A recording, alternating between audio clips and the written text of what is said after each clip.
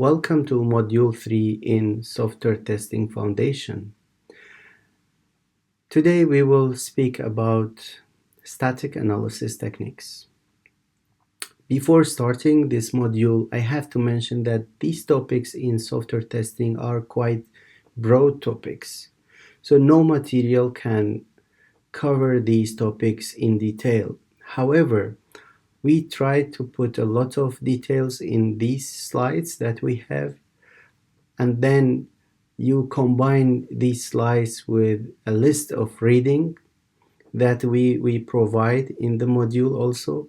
So in order to get a full understanding of this course, it is better to study the slides first and then go to the reading lists as much as you can to read the articles.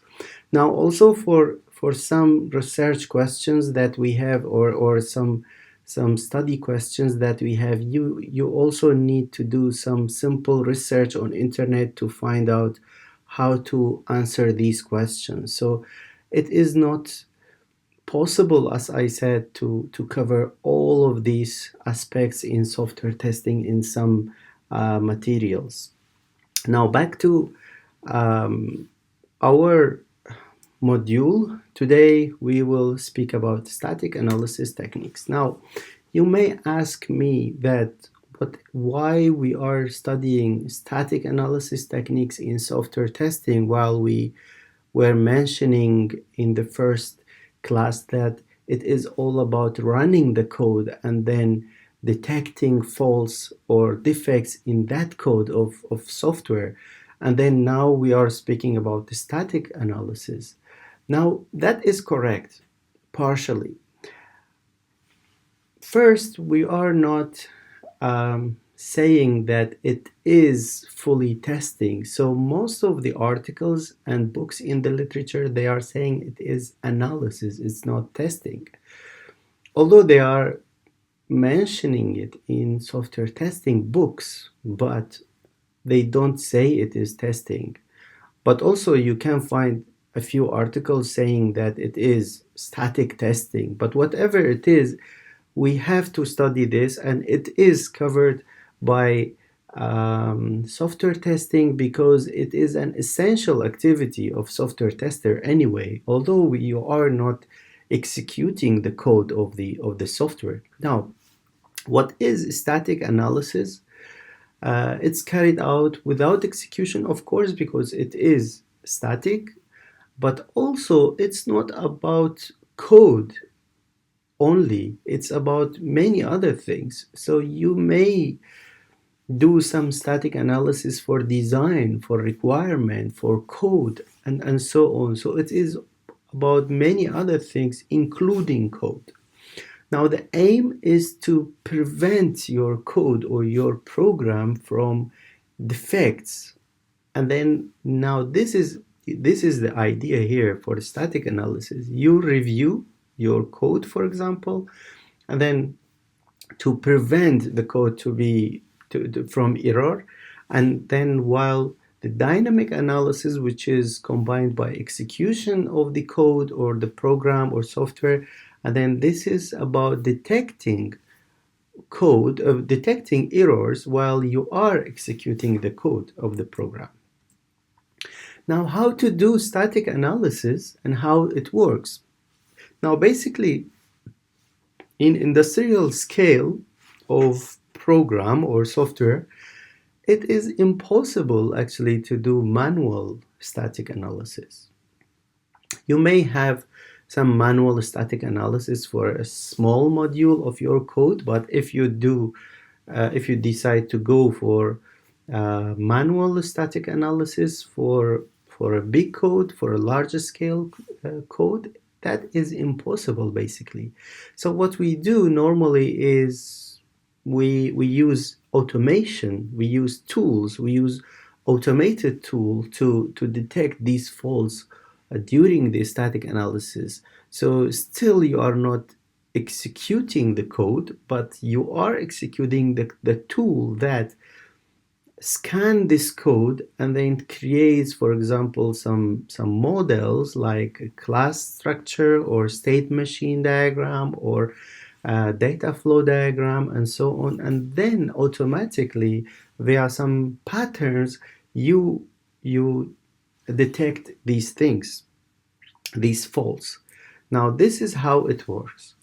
Now, why we do this static analysis, you may recall what we have said before, like the cost of software defects will increase after the first stage, the first beginning stage of the software, and then while these faults going on through the software, then the the the cost of these faults will increase. Now also the cost of testing will increase.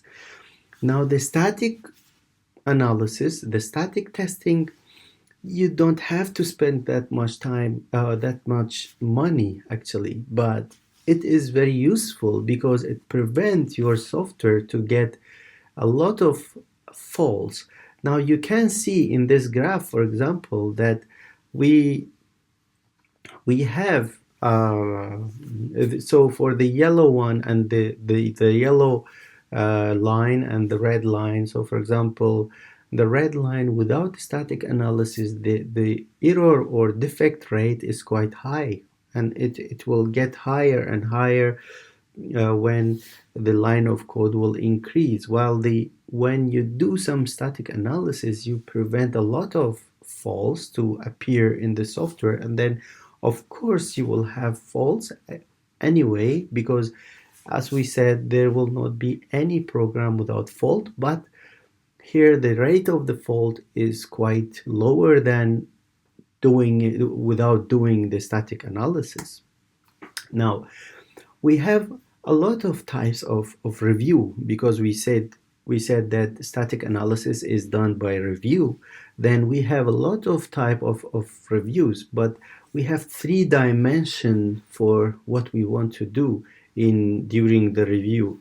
First of all, we want to see for which purpose we want to review, and then for this we have a lot of activities to do. For example, check progress, check adherence to standards, so and also detect error and problems, and all these things are based on the purpose why you wanted to do review for static analysis, and then why you want to and then what you want to review, basically what you want to do for static analysis. As we said, we have for requirement analysis or requirement review, we can do it for design, you can do it for user documentation, also for the project management, for the configuration management, and so on. And then who is going to do that? We have a lot of people and a lot of activities to do that. For example, desk check, we have walkthrough, we have peer review, we have inspection, and so on. So here we will not cover all these activities, and we will cover a few of them. Now, you have a lot of roles for reviewer, and also I have to say that it depends on the scale of the company. For example, you may find that a review leader is doing the recording also. So you have basically or you have ideally you have review leader and you have review recorder, and then you have a reader, and then and you have the reviewer basically. But also if the size of the company is medium size or small size, you may have like a reviewer and the reader basically combine the same work. But this is the ideal setting of review rules.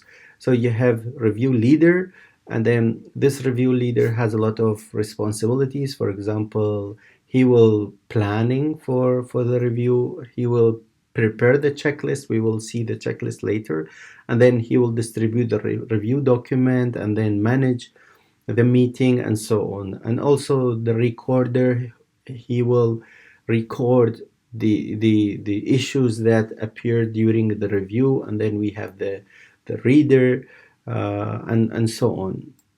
And we have the reviewer also attend the review, and prepare the review, for example, participate in the review meeting, of course, evaluate reviewed item, perform rework, and so on. So for the coding, we will speak about coding basically. We will not speak about, for example, requirement review or specification review and so on, because that's quite large area, and we will go for some not technical aspects of review, like, for example, sentence checking and so on. So we will stuck into this coding basically. Then what is coding? Of course, you know coding, but so in coding we have, like, if you do some proper coding, you have like some well-defined standard style for coding. So this is called basically coding standards, and then we have some general coding standards, and also for each language we have some other standards or guidelines. So a code standard give a uniform appearance, of course, for your code when you are writing, and also it enhance your code understanding, and then it encourage good programming practices. And then, for example, two coding standard that we can mention here, for example, a role of limiting the use of global. So you may have this role in your programming class, that it is better to do not global as much as you can, global variable as much as you can. And also, for example, for the naming standards, so for the global variable names always start with capital letter, and then local variable names are made of small letters, and so on. And then, for example, constant names are always capital letter, and so on. Now we have standard and guidelines, and a lot of people are mixing between standards and guidelines. And then guidelines basically are recorded based on common understanding, and then well practiced by many experts, and then they give some guidelines. You can follow them or not, but it is better to follow some guidelines. And also the standard, it's better to follow standards, because that in that way your programming will not be your program will not be error prone, and then your program will follow the style of the coding that is available inside your company basically. Now, as we said, for the code we have code review basically, and then we have this code review is most of the time done by group examination. What is a group examination? It's a systematic way of doing review, and then check and evaluate complex issues through intensive reading and trying to understand the document. So the document here is basically the code that you have. And then what is a peer review? Peer review is nothing more than review, but with providing feedback to the guy or the coder or the guy who or the author of that code. And then code review of a module is carried out after a module is being successfully compiled. And then we have three types of code review basically. We have desk check, and then we have code walkthrough, and then code inspection. So DeskJet, as you can see from the name, it is done by the author, by the coder basically. You review yourself basically, but during the code walkthrough, other people are reviewing your code, so you are not part of the review anymore, and then people will review your code. But it is still not that formal. But the code inspection is kind of formal way of review, formal type of review, which which is a kind of static testing to avoid defect multiplication at a later stage. So back to the code review, code walkthrough. So when you code and then you compile your code and then you eliminate all the errors and any warning that you have during your inside your code, you basically go to something else, which is the code walkthrough. So then during this code walkthrough, you will have a team, and then this team has a few members, and these members, you will distribute your code among the members, and each member selects some test cases. For example, as we said, these test cases should not run dynamically. You don't need to. You normally distribute the code by hard copy, not soft copy also. So they try to create some test cases and then run these test cases on the code based on papers, for example.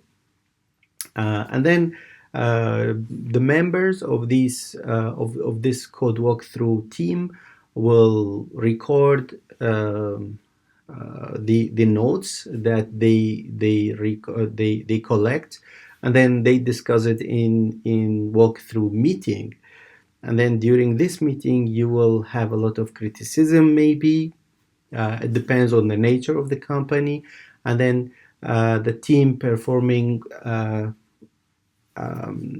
code walkthrough, there are some guidelines for this team. So, for example, you don't have to form a large team, because you will get a lot of duplication in terms of comments. And then you have to discuss on the discovery of the errors, not how to fix them. And then basically, it is because you will get a lot of criticism, it is better to do not attend if you are a manager, because you will get, maybe you will feel embarrassed or something like that. So these are some guidelines basically when you do code walkthrough, because it's kind of informal. So you may get a lot of comments from the other reviewers. Now, code inspection is kind of formal evaluation technique. So you can do inspection for code, for design, for any other things inside your software development team. That the code inspection is aiming to discover some common type of error caused due to oversight and improper programming. So you can see that here we are checking a lot of issues regarding the code standard, and then nowadays we say that code smells and so on. So we are checking these things. The inspection team may consist of different expertise from different domain, and then usually conducted as a relatively small section of the product. Now, you may ask, for example, what is the difference between inspection and walkthrough? The inspection is formal, walkthrough is basically informal. So the inspection is initiated by the project team, while here the walkthrough is initiated by you as a coder, and then you have a fixed rule, fixed time, and you have planning for it, but during the inspection. But during the walkthrough, sometimes you don't have to. It's because it's kind of informal. You can do whenever you want, wherever you want, and then you can include any people you want. You record the defects here, and you have a moderator in code inspection, but in walkthrough you don't have to do these things. Now, a sample of these checklists for code review you have a lot of checklists, of course, and then we have kind of standard checklists, and then you can um, take some of these checklists and decide whether to follow them, to check them inside your code or not. And then so for example, if you are reviewing some kind of design, you have these questions, or you review some kind of data items, you can see that for is there any input validity check or not, or are all variables used or not, and so on. And also for the computation and the other things. So for general code review, as I said, you have, for example, if you have interface, you have input output, you have all these questions you can ask during the code review. So you have formal content of the code review, of the review report, because you have to report during the inspection. So you have to list down the defects that you found, the description of these defects, the type of the defects, and how many times, the frequency that you have seen these defects, and so on. These are also some kind of formal content of the formal review that you can see. For the code that you have, basically one of the earliest technique and classical technique that you can find for reviewing the code is cyclomatic complexity metric, for the static, of course, for the static analysis. So what is a cyclomatic complexity? It is static analysis activity for the code structuring. So the idea here is, when you have a complex code, the chance of getting fault is much higher than simple code. And then the chance of maintainability is less, because your code will be less maintainable, and then less testable also. So for example, a simple function with no condition has only one forward independent path, and then you can basically have one test case for this independent path, and that's it. So the cyclomatic complexity will measure the number of linear independent paths, basically.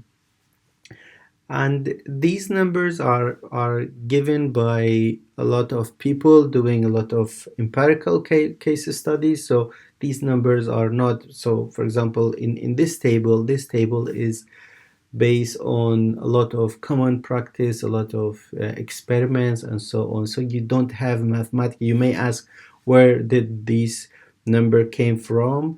These numbers are not coming from mathematical derivation or mathematical equation. It is basically on empirical case studies, a lot of case studies, and they reach this kind of table. So if you have a piece of code and you want to measure the cyclomatic complexity, basically you have this piece of code, and then you draw the control flow graph, and then you compute the complexity.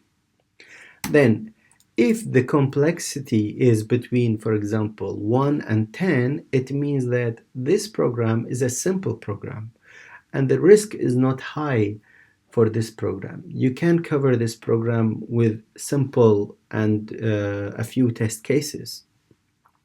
And you don't have to be annoyed by the program risk, because the risk is not high anyway of this program, a risk of getting faults, I mean.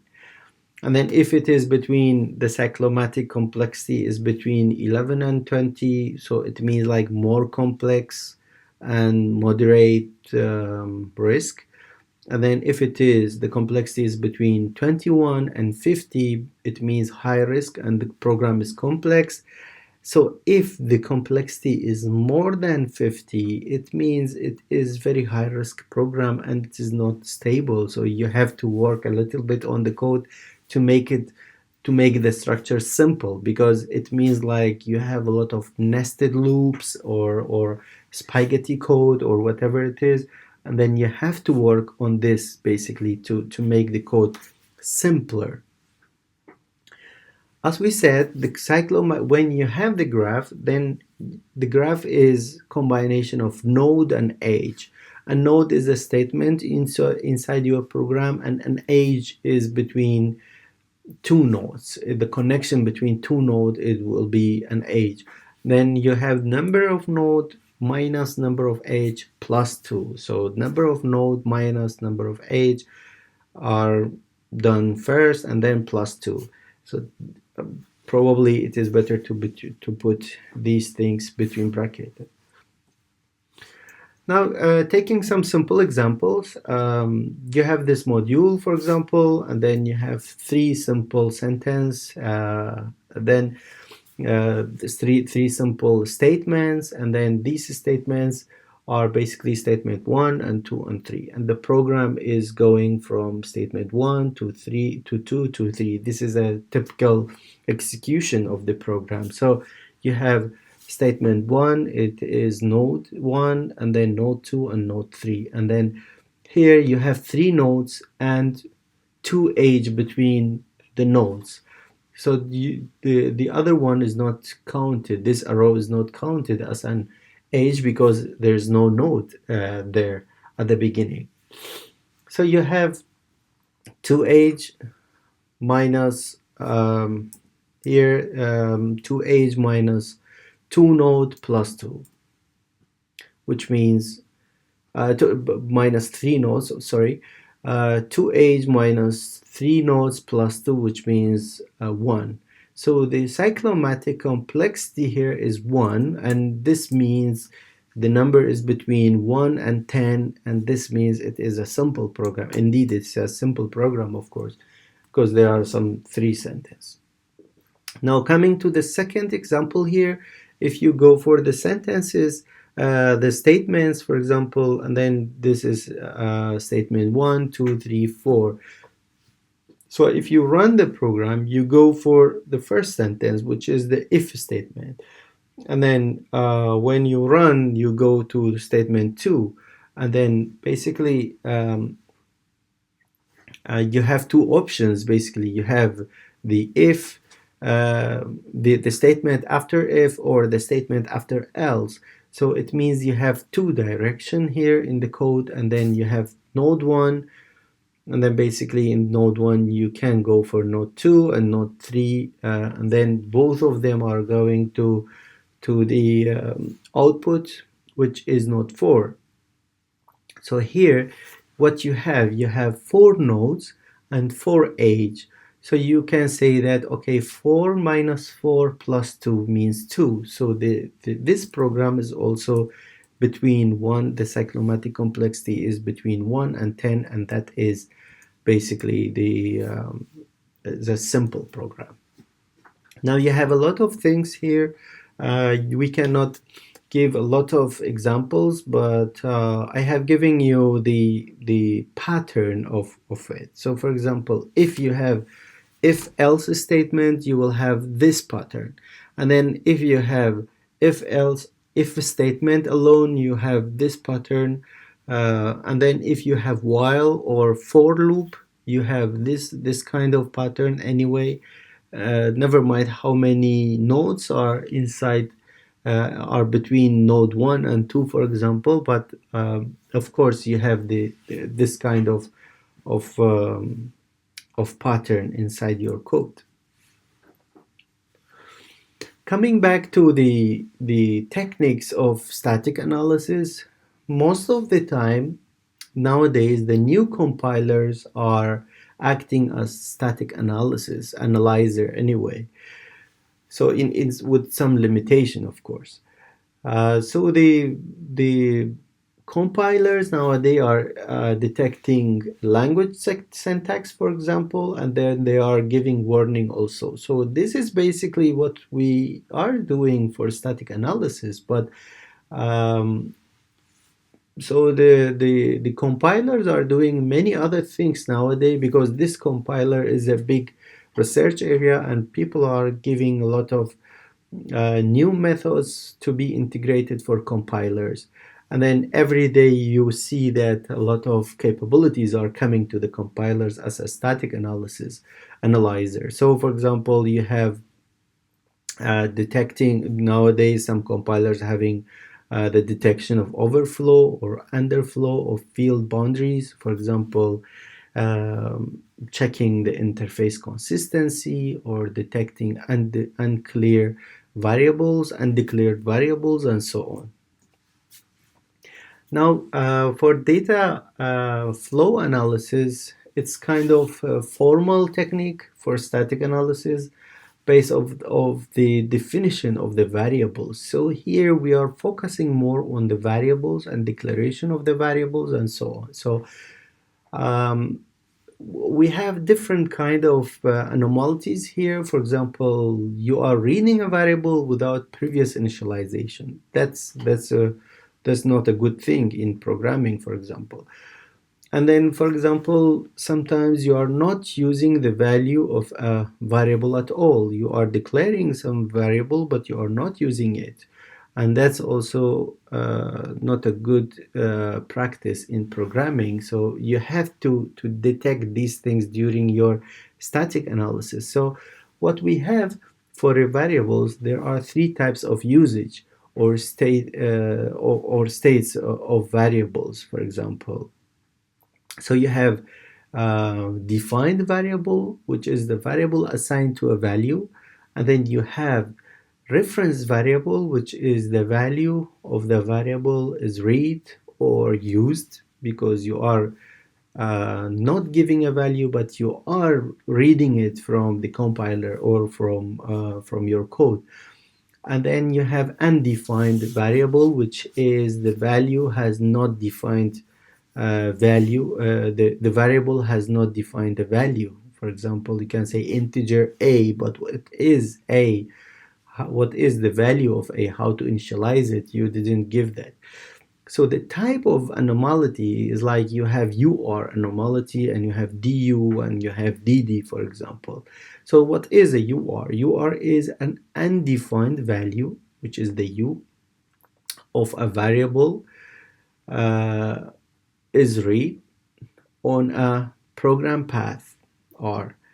And then the variable for the DU, the variable is assigned a value D that comes invalid, that becomes invalid or defined without having been used in the meantime. And then you have DD, which is the variable receives a value for a second time, and the first value had not been used at all.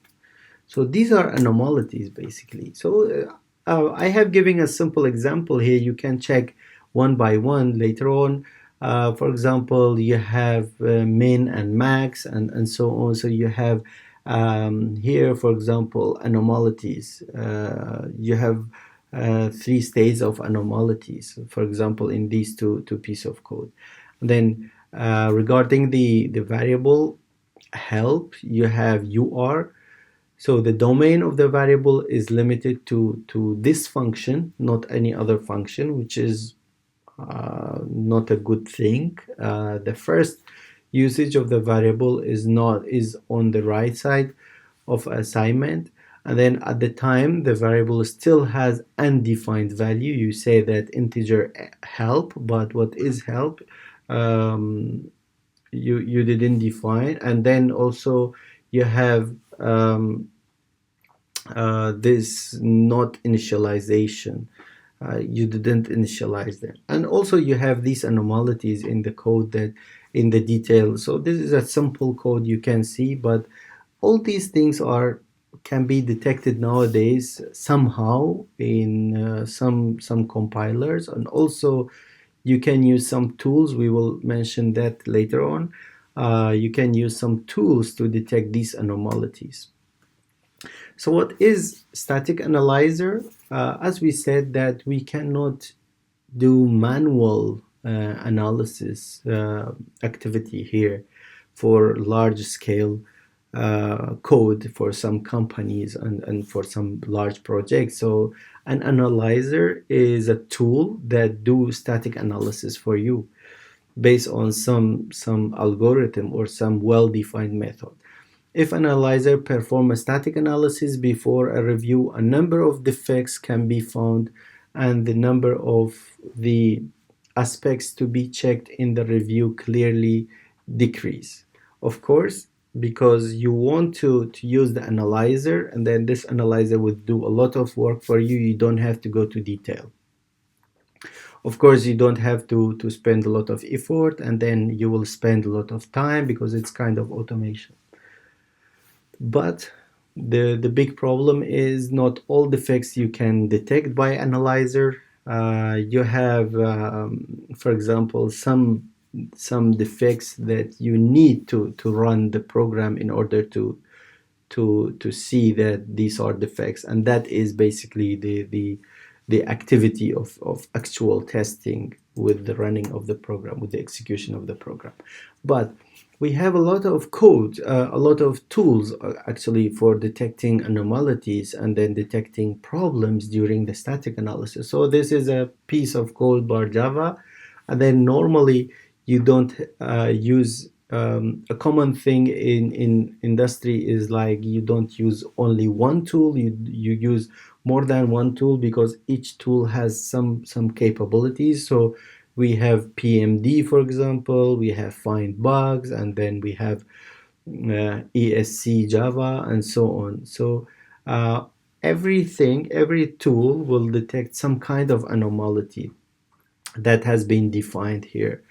So here, for example, the use of double equal here is not good. So for example, this PMD tool can detect that integer y is defined, but the variable never used in the program. So you can get these things by normal analyzers.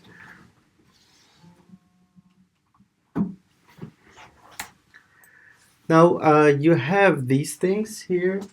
You have these these properties, for example, these bug categories that you have, and always you can check the properties of capabilities also for the tools that you are going to use, and then the bug categories that you can detect by any kind of tools. We will come back to these tools later on in module 8, basically, to see what kind of tools we have and then what are the capabilities. But you can see that this is a good summarization of these four tools for static analysis that we have. Thank you very much for listening, and see you in the next module.